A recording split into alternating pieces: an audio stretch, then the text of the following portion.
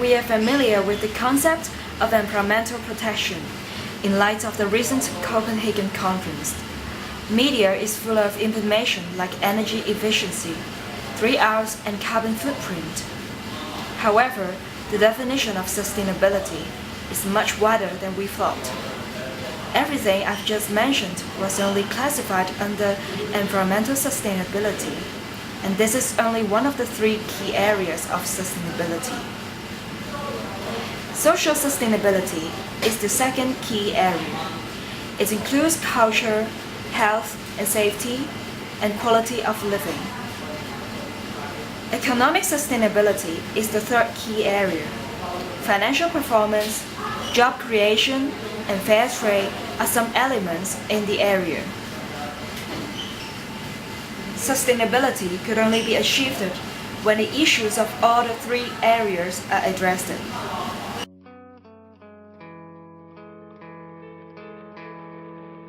Climate change is largely due to greenhouse gases.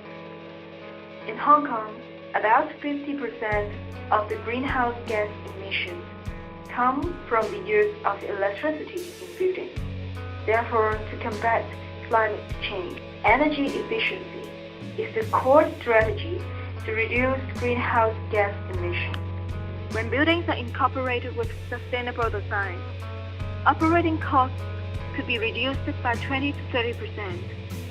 At the same time, the initial cost of the building would also be increased by 8 to 9%. As a developer who is going to sell the building upon its completion, only the initial cost is relevant to his consideration, and operating cost is not of his concern. In Hong Kong, most developers will not operate the buildings as they build. Rather, they will just sell them as soon as relevant approval is received.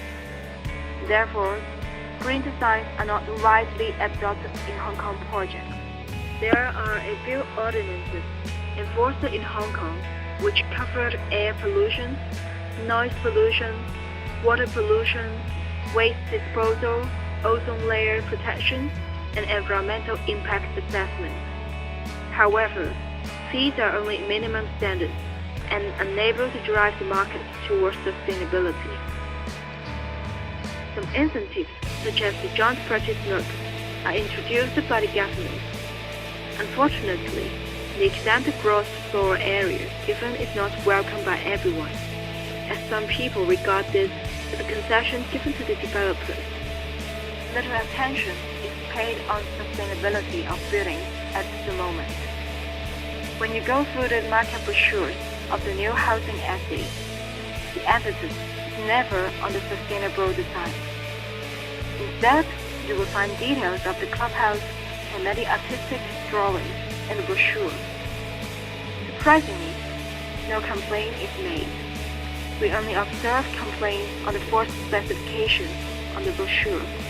but never the insufficiency in incorporating sustainable design. Inside the Hong Kong company, it is a tradition for the employees to follow the orders of the bosses without questioning.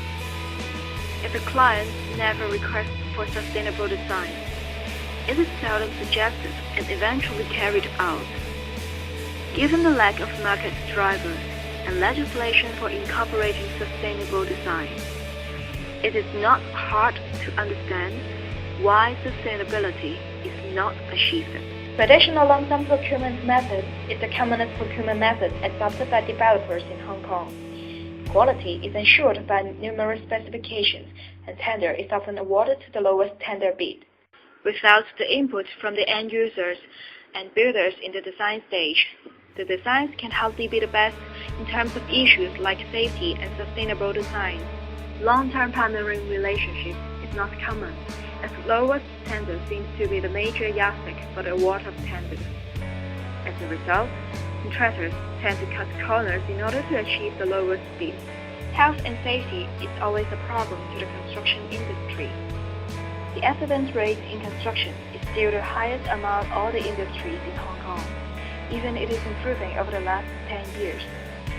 A healthy and safe working environment could create the sustainability of the industry. Accidents could lead to injuries and loss of life. The cost of an accident belongs to the entire society.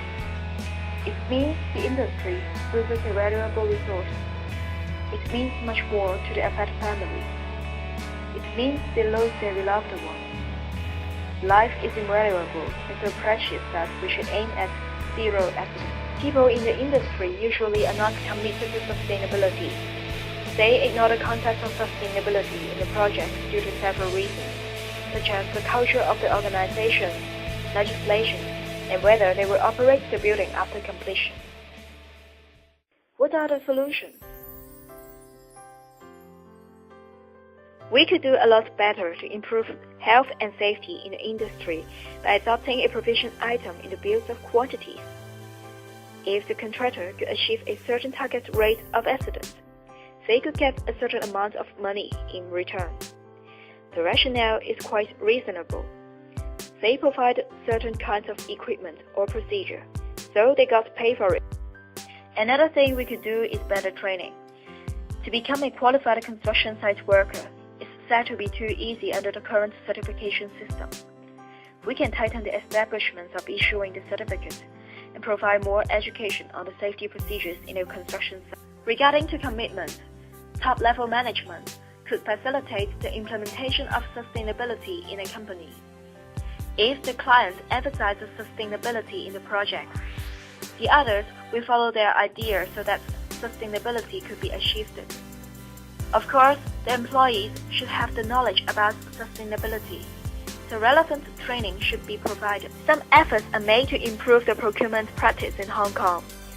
The Housing Authority in Hong Kong attempted to use performance-based approach to supplement the cost evaluation on tenders.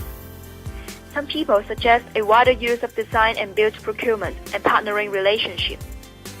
Some others encourage the adoption of sustainable procurement, like what is done in the UK. From our observations, the current situation is far from satisfaction. We just rely on developers to construct and operate buildings to take the lead and encourage sustainable design. Legislation may provide us with a quick remedy by forcing the developers to be sustainable. However, legislation can hardly be set at a very high standard. In the long run, the general public has to be more aware of the benefits of sustainable design. If everyone in the society demands for sustainable design, this market driver would force the developers to be sustainable. Education is a long-term remedy. We have to be hopeful on our next generation.